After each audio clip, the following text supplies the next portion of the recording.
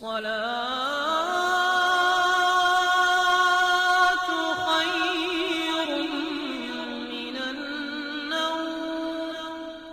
پیارے دوستو، احرام مصر انسان کی بنائے ہوئی عظیم تعمیرات کا ایک لازوال نمونہ ہے جو اپنے دیکھنے والوں کو ان عظیم ہنرمندوں کی یاد دلاتا ہے جو شاید اتنی پر اسرار طاقت کے مالک تو نہیں تھے، لیکن پھر بھی انہوں نے مصر کے ریگستان میں کاریگری کا ایسا نمونہ پیش کیا جس کی تعمیر اور بناوٹ پر دنیا آج بھی حیران ہے۔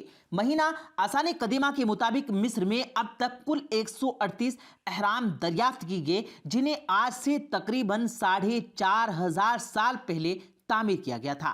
ان احرام کا مقصد بادشاہ کی ممی حنوط شدہ لاشوں کو سنبھال رکھنا تھا تاکہ آخرت کے سفر میں ان کے درجات بلند ہوں، اور جب یہ دوبارہ زندہ ہوں تو ان کے جسم بھی سلامت ہوں۔ اس زمانے کی مصری لوگ ہی عقیدہ رکھتے تھے کہ اگر مرنے کے بعد مرنے والے کا جسم محفوظ ہو تو وہ دوسری زندگی میں زندہ ہو جاتا ہے۔ اسی لیے ان احراموں کی دیواروں پر بادشاہی مصر کے لیے آخرت کے سفر میں آسانی اور درجات کی بلندی کے نظریے سے تصویر نقش کی گئی ہے۔ ان حنوط شدہ ممیوں کے ساتھ ساتھ ان کے غلاموں، کنیزوں اور سونا چاندی کے ایک بڑے حصے کو بھی ساتھ میں دفن کیا جاتا تاکہ آخرت اچھی ہو اور نئی زندگی میں کسی چیز کی کمی نہ ہو۔ اس وقت کے مصریوں کا یہ مذہب ہوا کرتا تھا کہ ارواح کبھی مرتی نہیں اور ایک طویل مدت کے بعد واپس جسم میں آ جاتی ہے۔ اس مذہب کے ماننے والوں کی تعداد لاکھوں میں تھی۔ پھر پیارے دوستو، یوں ہی وقت گزرتا گیا اور بدلتا گیا،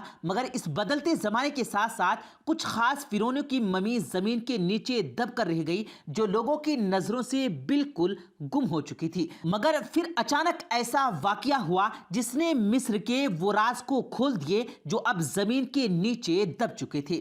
200 سال سے زیادہ عرصے میں ماہرین مصر میں قدیم تہذیب کی کھوج میں مصروف رہے۔ اس عرصے میں سینکڑوں مقبرے دریافت ہوئے جن میں سے ہزاروں ممیاں ملی۔ ماہرین چاہتے تھے کہ انہیں کوئی مکمل مقبرہ مل جائے تاکہ ان کی مدد سے قدیم مصر کے اس دور میں روشنی پڑ سکے، مگر انہیں اس وقت شدید مایوسی کا سامنا کرنا پڑتا جب یہ دیکھتے کہ کسی زمانے میں لوٹیرے مقبروں کے کسی دوسرے حصے سے یہاں داخل ہو کر مقبرے میں لوٹ پاٹ کر چکے ہیں۔ مگر پھر 1871 عیسوی میں ایک سادہ سے مصری شخص احمد عبد الرسول نے اتفاقیہ طور پر فرعون کا پورا مقبرہ ڈھونڈ نکالا۔ 1898 عیسوی میں بادشاہوں کی وادی میں کھدائی کا سلسلہ جاری تھا۔ کھدائی کے دوران لکڑی کا ایک تابوت برآمد ہوا۔ اس پر کچھ ایسی عبارت لکھی ہوئی تھی جس سے ظاہر ہو رہا تھا کہ یہ رینسن ثانی کی ممی کا تابوت ہے۔ اس کے باوجود آثار قدیمہ کے بعض ماہرین کو اس میں شک ہوا۔ لاش واقعی فرعون کی ہے۔ آخر تابوت کا ڈھکنا ہٹایا گیا اور ممی کے اوپر والے کپڑے کو ہٹایا گیا تو اصل پٹیاں جس سے لاش کا سینہ ڈھانپ رکھا تھا روشنی سے نمایاں طور پر رینسیس دھوم کا نام لکھا ہوا گیا تھا۔ آثار قدیمہ کے ایک ماہر کا گرفٹن ایلیڈ لکھتا ہے کہ فرعون کی لاش کی پٹیاں کھولی گئی تو دیکھنے والے سب حیران رہ گئے کہ اس کے جسم پر نمک کی ایک تہ جمی ہوئی تھی، جبکہ دوسری ممیوں کے جسم پر نمک کی تہ کا نام و نشان نہیں تھا۔ یہ ثبوت اس بات کا گواہ تھا پیارے دوستوں کہ جب سمندر میں ڈوبنے کی وجہ سے فرعون کی لاش پر نمک کے ذرات کی تہ جمی رہی، حنوط کرنے والی دوا نے اس کے جسم کے ساتھ ساتھ نمک کی تہ کو بھی محفوظ کر لیا گیا۔